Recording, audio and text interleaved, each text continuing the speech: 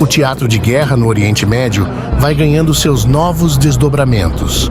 Neste episódio, destacaremos os principais eventos dos dias 21 e 22 de outubro de 2024, com ênfase aos ataques israelenses no Líbano, às movimentações diplomáticas nos bastidores do conflito e no campo de batalha.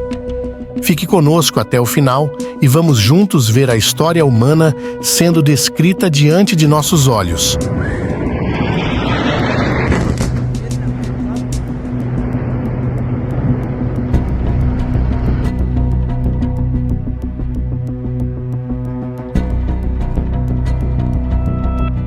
Nos bastidores da guerra, Israel apresentou suas condições para cessar os ataques no Líbano.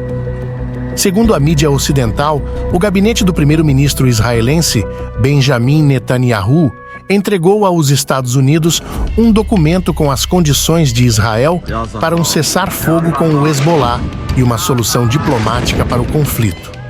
Entre as exigências, Israel quer que as Forças de Defesa de Israel, IDF, tenham permissão para impedir ativamente o rearmamento do Hezbollah e a reconstrução de infraestrutura militar perto da fronteira com o Líbano, além de garantir a liberdade de operação da Força Aérea no espaço aéreo libanês.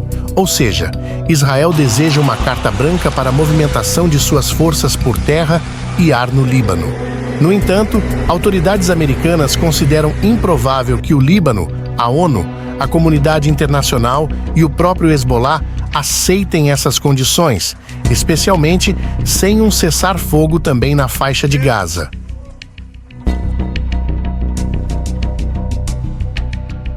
Israel alega que baseia suas condições em uma versão reforçada da Resolução 1701 da ONU.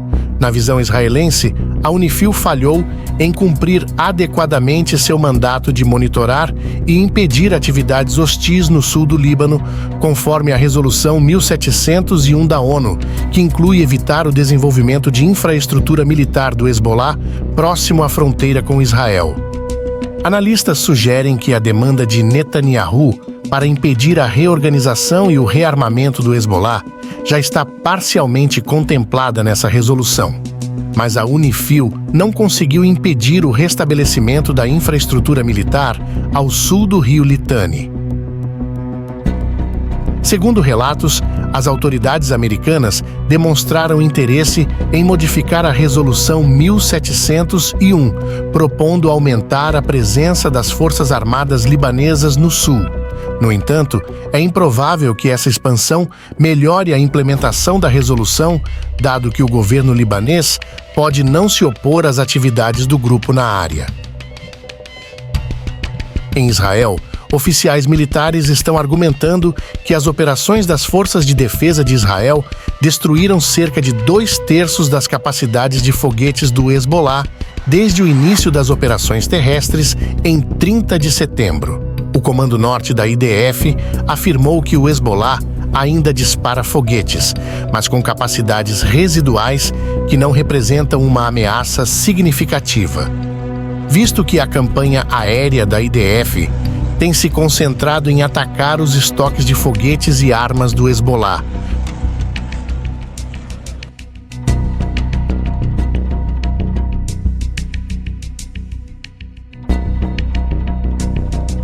Apesar disso, o Hezbollah continua lançando grandes quantidades de foguetes diariamente, com mais de 170 disparados em 20 de outubro.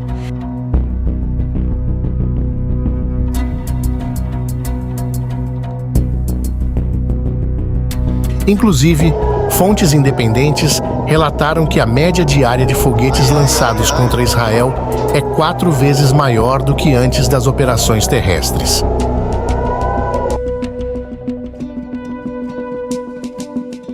Oficiais militares israelenses afirmaram que a IDF espera concluir a fase inicial de suas operações terrestres no sul do Líbano nas próximas semanas, com o objetivo de criar condições para o retorno dos residentes do norte de Israel às suas casas. Nas últimas 3 semanas, as forças israelenses ocuparam cidades e áreas fronteiriças para prevenir ataques diretos do Hezbollah e invasões em território israelense, alinhando-se com o objetivo declarado de proteger os civis no norte.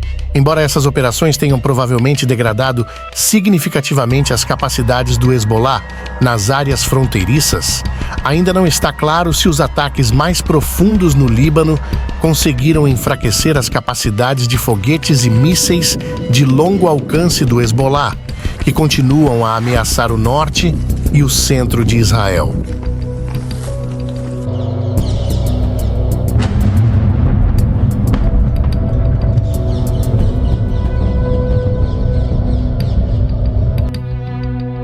As forças de defesa de Israel capturaram várias colinas e aldeias no sul do Líbano, posições estratégicas que permitiriam ao Hezbollah usar observadores de artilharia para apoiar ataques indiretos contra Israel. Inclusive, em 21 de outubro, o Hezbollah lançou foguetes contra as forças israelenses em Jabal Kahil, indicando que a IDF havia tomado essa colina.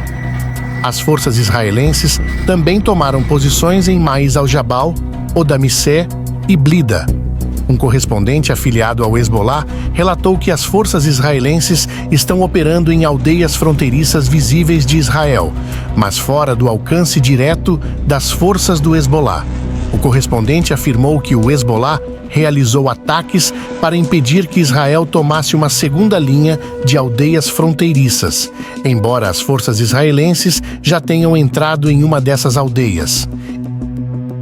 As operações militares das forças de Israel no sul do Líbano, conduzidas por várias divisões, continuam com o foco em destruir infraestrutura militar do Hezbollah, especialmente lançadores de mísseis e esconderijos de armas.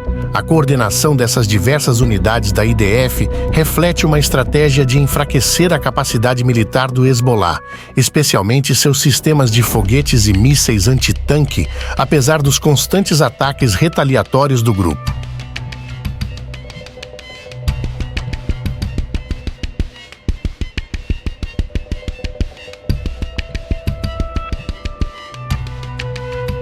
Lembrando que o Hezbollah tem evitado ao máximo o contato com as tropas de Israel no campo de batalha, realizando ataques sorrateiros na retaguarda dos israelenses, que entre os dias 21 e 22 de outubro reconheceram mais 2 baixas em suas tropas.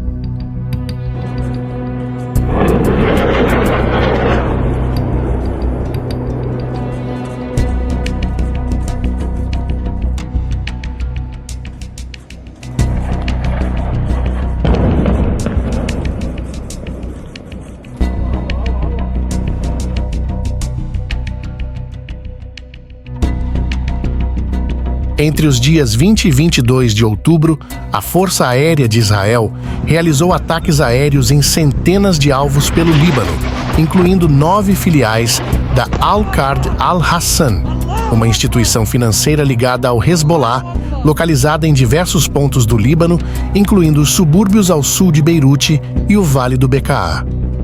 Al-Qard Al-Hassan oferece serviços financeiros a mais de 300 mil membros da comunidade xiita no Líbano e também gerencia o sistema bancário do Hezbollah, incluindo o pagamento de seus combatentes, supostamente com financiamento iraniano.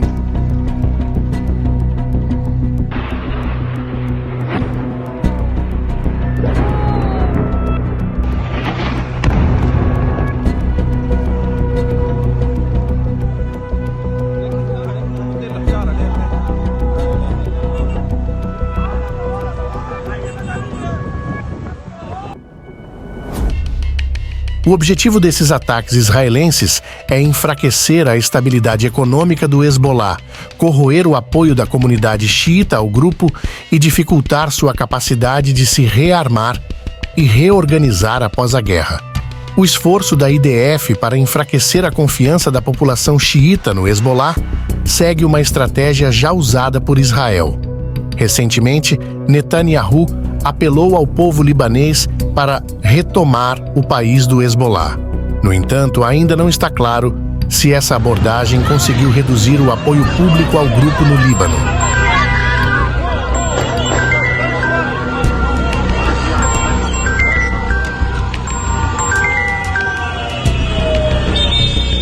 Pouco antes do início dos ataques em Dahia, Beirute, o porta-voz das FDI em árabe, Coronel Avihai Adrai, publicou um aviso de evacuação para vários edifícios na área, incluindo um alerta de ataque para exatamente onde estava sendo realizada uma coletiva de imprensa do Hezbollah com a mídia árabe. Como resultado, a coletiva de imprensa foi interrompida.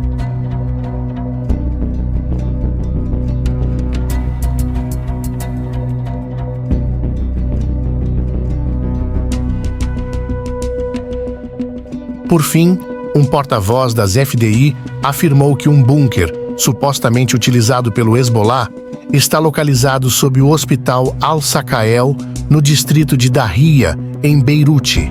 De acordo com estimativas israelenses, o bunker pode conter até $500 milhão, supostamente ligados às atividades da organização, e onde provavelmente deve estar o salário dos combatentes do Hezbollah. Os militares de Israel divulgaram uma simulação tridimensional mostrando o bunker, que é considerado um local central de armazenamento de dinheiro do Hezbollah.